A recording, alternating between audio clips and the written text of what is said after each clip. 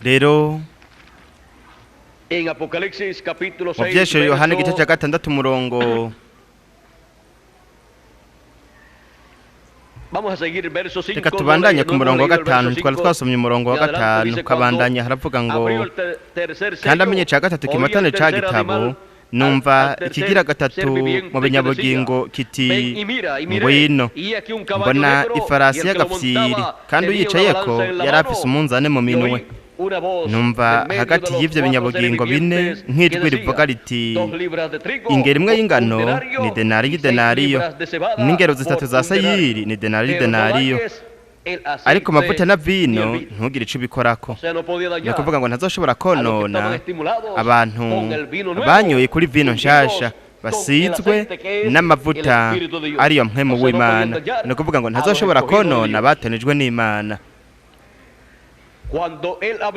Kandi amenye icya 4 kimatanira ico gitabo numva ijwi ry'ikigira 4 mu binyabugingo kiti ngwino mbona ifarasi benjutse kandi uyicayeko yitwa rupfu kuzimu nawe canke kuzimu nawe aramukurikira bahabwa ububasha kukigira 4 c'isi ngo babicisha inkota n'inzara n'urupfu n'ibikoko byo kw'isi. Iki kimatanija ca 4 nubu nikirashitswa mu mwuzuro wose no kwigaragaza kwa nyuma kwa Antikristo mu bwami bwa Antikristo bushushanwa n'ibirenge vy'ivyuma bivanze n'ibumba. Wewe azogira uku kwigaragaza mu mwuzuro wose mu kaboro gakomeye, ariko imbere iyo kuza kwa kaboro gakomeye azogerageza Antikristo igikoko yiyunze n'ishusho y'igikoko azogerageza guhonya uruvyaro rw'Imana abatoranijwe bo mu banyamahanga babayeho kuri uno mubumbe w'isi. Uko no gufyondwa ari nako twamye tubwirwa, ariko kandi vyaravuzwe ko tuzokinjishwa. Kubw'ivyo rero kizoba ari igihe kigufi c'ugufyondwa. Vyaravuzwe yuko muri ico gihe ububasha bw'Imana mu mwuzuro wose ko buzokwigaragaza, kandi ivyo twamye tubona vyigaragaza mu bihe vyaheze ko bijanye n'ububasha bw'Imana n'ivyo twamye tubona vyigaragaza muri buri umwe mu ntumwa kugeza kuwa nyuma canke intumwa y'indwi y'ishengero ry'abanyamahanga. Tuzobibona mu mwuzuro wose vyigaragaza kw'iherezo ry'ibihe, igihe hazoza uko gufyondwa. Azoba ari ububasha bw'Imana bwigaragaje kubw'umugeni, kubw'inkumi z'ibijuju, ndetse kandi no kubazimiye. Kuri bamwe kugira ngo bibaho umugisha, kubazimiye naho kugira bacibwe ku rubanza. Nuko rero kizoba ari igihe kigufi aho ububasha bw'inkomezi z'Imana buzoboneka bwigaragaza ngako mumbe w'isi nk'uko bitigeze kuboneka namba. Ibyo twabonye vyigaragaza muri buri umwe mu ntumwa, tukabibona vyigaragaza no muri Yesu Kristo mu bubasha bwose. Muri buri ntumwa yari ishusho n'ingero y'ivyari kwigaragaza mu mwami Yesu Kristo kw'iherezo ry'ibihe, nk'ugukwego kwa 3 canke nk'umwuzuro w'ububasha bw'Imana bwigaragaje, aho ibintu bikomeye cyane bizoba kandi bizotuma ubwoko bw'Abaheburayo bukanguka bugira amatsiko. Mwibuke rero yuko ku banyamahanga ntihazoba iyindi migisha y'Imana. Ivyo aho ni ku banyamahanga mu bihendwi by'ishengero ry'abanyamahanga. kuko ibintu byose Imana izokora ku iherezo ry'ibihe izobikora mu gihe cibuye rikomeza imfuruka mu kiringo c'ubwami catanguye. Ico gituma vyavuzwe ko ivyo abapanekoti canke igihe c'abapanekoti ivyo barindiriye kubona ku bijanye n'ibitangaza bikomeye cane vyigaragaje mu kiringo c'abanyamahanga, ikiringo c'ubuntu, ivyo bigenewe ikiringo canke igihe c'abaheburayo. Kandi igihe c'abaheburayo canke ikiringo ari naco abaheburayo bazokwinjiramwo ni ikiringo c'ubwami, ni igihe cibuye rikomeza ifuruka. Murabe rero vyaravuzwe ko hatazoba ibitangaza ndetse n'ibimenyetso bikomeye cyane mu kiringo mu gihe c'abanyamahanga. Vyavuzwe igihe intumwa y'indwi yari ikiri ngaha ku isi, ariko hanyuma yaravuze ati nihaza ugufyondwa ugukwego kwa gatatu kuzokwigaragaza. Kandi ivyo twari tubona vyigaragaza mu buryo bw'igice bizokwigaragaza mu mwuzuro wose, kandi bizoba ivy'umugeni, umugeni w'umwagazi w'intama, bizoba n'ivy'ishengero, inkomi z'ibijuju, bizoba kandi n'ivy'abazimiye. Rero vyaravuzwe yuko hatazoboneka ibitangaza, ko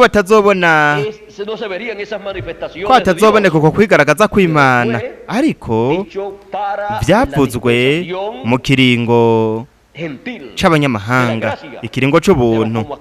Ariko rero kubera ko hatanguye ikiringo c'ubwami, ibintu byose yasezeranye kugaragaza bifise arafise ikiringo c'ubwami catanguye kugira ngo abigaragaze muri iki gihe c'iherezo, no kugira ngo agaragaze ibisigaye mu nganje y'ubwiza y'imyaka 1000. Murabona yuko atakwivuguruza guhari ku bijanye n'ivyo muvugishwa n'Imana avuze. Bamwe barasoma atariko nimurabe ngaha aravuga yuko tutazobona ikintu na kimwe, kw'ivyo tuzobona ko twamaze kubibona mu ntumwa y'indwi, ko tutazobona ibindi bitangaza n'ibimenyetso, ntituzobona n'ububasha bw'Imana bwigaragaza ubundi busha. Ariko ku rundi ruhande hakavuga hati nihaza ugufyondwa ku mugeni, nuko rero hazoboneka ububasha bw'Imana bwigaragaje. Ni mu kiringo gishasha, igihe gishasha, ndetse n'ubundi bukozi bushasha. Rero ivyo bigenewe n'ibintu bizoba, si ibintu vyabaye mu bihendwi by'ishengero ry'abanyamahanga. Twaramaze kwinjira mu bintu twebwe twagenewe, nuko icingira akamaro cyane kuri twebwe nivyo twebwe twagenewe. Ivyo mu bindi bihe ni kahise, kandi kahise ni keza ko kamenya umuntu akamenya ivyabaye, nuko umuntu agaheza akaronka ubumenyi, agaheza agafata ingingo zo kwirinda, ndetse umuntu akitegurira ibintu bigiye kubaho, nuko ntaheze ngo atsitare nk'uko bamwe batsitaye, canke ngo yidodombe nk'uko bamwe bidodomvye, canke ntakore mu buryo budakwiye nk'uko bamwe bakoze, ariko agakora neza, agakora igikorwa cose ategerezwa gukora, akagenda agana imbere umugambi w'Imana nk'uko bagiye abanesha bo mwa biriya bihe. Nuko rero turabonye bino bintu vyakahise k'ibihendwe by'ishengero ry'abanyamahanga mu buryo bwihuse nk'uku twabibonye ejo none munsi. Ejo naho sinzi namba tuzogira ibindi bintu tuzoteruza kuvuga, canke ko tuzohuza ibintu vyo mu kiringo c'ubuntu arivyo vyamaze kuba, hamwe n'ibintu bizoba mu kiringo cy'ubwami ndetse no mu bihe bidashira, aribyo bigenewe twebwe. Ngaha nari mfise igicapo c'ibihendwi by'ishengero ry'abanyamahanga, umuco wahabaye muri buri gihe hamwe n'umwijima wahabaye, kandi byashushanijwe mu kwezi, kandi n'intumwa zaho nazo nyine zigaragara ngaha. Hanyuma ku iherezo ry'ibihe hagaragara igihe c'ibuye rikomeza ifuruka kirimwo izuba ry'ubugororotsi rirashe, mu mababa yaryo rizanye agakiza k'abatoranijwe bo mu gihe c'ibuye rikomeza ifuruka. Ivyo nivyo twebwe dukeneye gutahura. Ibi byose byo ngaha ni kahise, turiko turabaho mukuri kw'igihe k'umunsi mushasha w'ikiringo, atari ku munsi w'ukwezi, kuko ku murango ntabwo ari ukwezi kumurika, kandi hagaragaye ukwezi kukaboneka ni kumurika. Ico wubona ni ukwezi kumeze hariya nk'igicapo, ariko nta muco n'umwe gutanga. Ariko witegereje izuba, aho niho ubona umuco, ukumva harashushe. Uko niko rero biri kuri uno munsi wacu wo mu buryo bw'inkwemu w'umunani w'igihe c'ibuye rikomeza ifuruka. Nuko rero hararenganye ibihendwe by'ishengero ry'abanyamahanga, ubu tubifise nk'akahise, kandi twaratanguye umunsi mushasha w'ikiringo, igihe gishasha hamwe n'umuco atari uw'ukwezi, ariko umuco w'izuba. Aravyo tuzovuga kejo na hirya yejo no kuw'Imana, kandi tuzobandanya kubivuga mu nganje y'imyaka 1000 ndetse no mu bihe bidashira. Kandi kubera iki? No kubera ko ubwo ari bwo butumwa bwacu. Kuri jewe birangora cyane kuvuga ku kindi gihe, kuko ntegerezwa kuvuga ubwa mbere na mbere, nkavuga kukuri kw'igihe cacu, nubwo atari bibi kuvuga kuri kahise, muri kahise, kuko twarabonye ikiganza c'Imana kigaragaza hariya mu ihanga ry'Imana, kandi ivyo bitwereka ko namba yari hariya akaba kumwe nabo, ko kandi ari ngaha ari kumwe natwe. Inkingi y'umuriro Yesu Kristo wo mu bihe vy'ishengero vyaheze yimukiye mu gihe c'ibuye rikomeza ifuruka, kandi muri no minsi tuzobibona mu vyanditswe, tuzobibona kandi mu gikorwa ariko arakora. Twarabonye Yesu Kristo mu gikorwa yakoze mu bihe vyaheze, twarabonye ingene abana b'Imana begeranijwe muri ivyo bihe, ingene Yesu Kristo yihishuye biciye muri buri ntumwa, ingene yashize ubutumwa bwiwe mu kanwa ka buri ntumwa, n'ingene yakoze igikorwa ca buri gihe, n'ingene kandi hakozwe ibikorwa muri buri bihindwi by'ishengero ry'abanyamahanga, kandi baragiye muri paradizo kuruhuka. Natwe ni twebwe dusigaye, harimwo kandi na bamwe basigaye bo mu gihe c'indwi, kandi umunsi umwe bazoturondera nka Eliya kugira ngo bagerageze gukora bimwe bakora mu bihe vyaheze. Eliya yaravuga ati nije nsigaye gusa mu bavugishwa n'Imana bose, abandi bose barabishe, ati nije nsigaye gusa nanje barandondera ngo banyice. Ariko Imana yaramubwiye atoya, harasigaye muri Isirayeli harasigaye amavi ibihumbi ndwi atapfukamiye bayari canke ngwa gumbire bayare, kandi ubu muri Isirayeli hari ibihumbi 144. natwe nyene turi ngaha. Ko bw'ivyo rero ntabwo turi twenyene, kandi ari kumwe natwe umwami Yesu Kristo, inkingi y'umuriro yamye iri mu ntamboko ndwi canke mu bihendwi by'ishengero ry'abanyamahanga. Ibintu bihari mu bihendwi by'ishengero ry'abanyamahanga. Mu cigwa cacu c'ubuhanuzi nuko rero turabonye cigwa cacu c'ubuhanuzi ko ibintu byose byabaye mu bihe byaheze byari biri mu guhishurirwa ko byahishuriye Yohana mu buryo bw'ibimenyetso.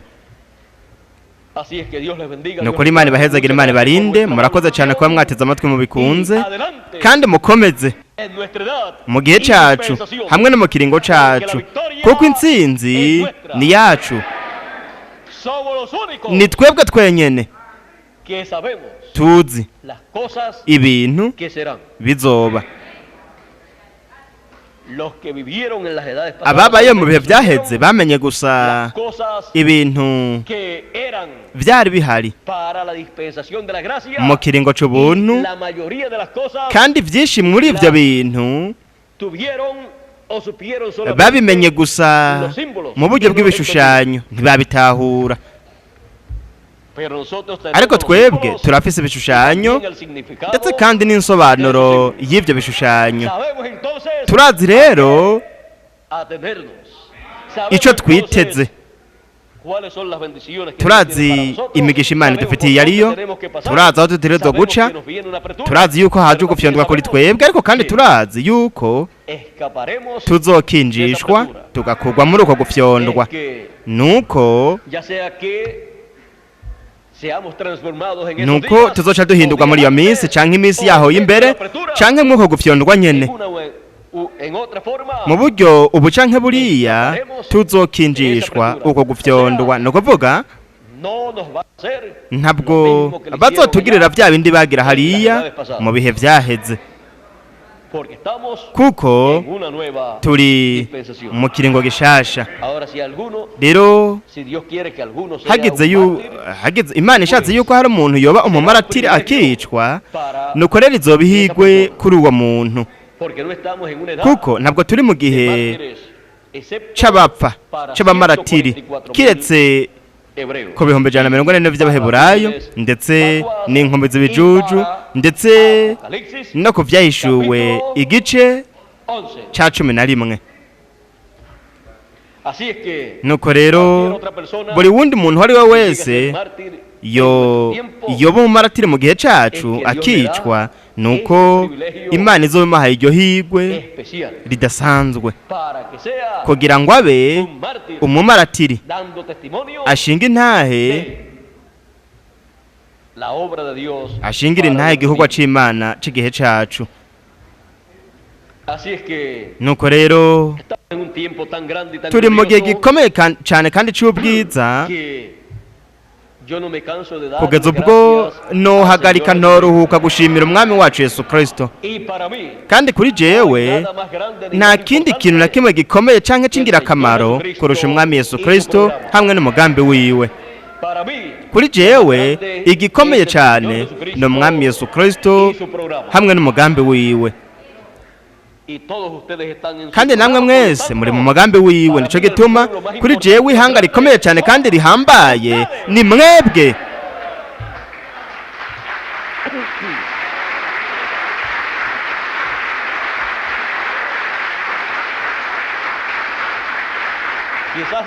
Kumbura hari abantu bamwe bashobora kwiyumvira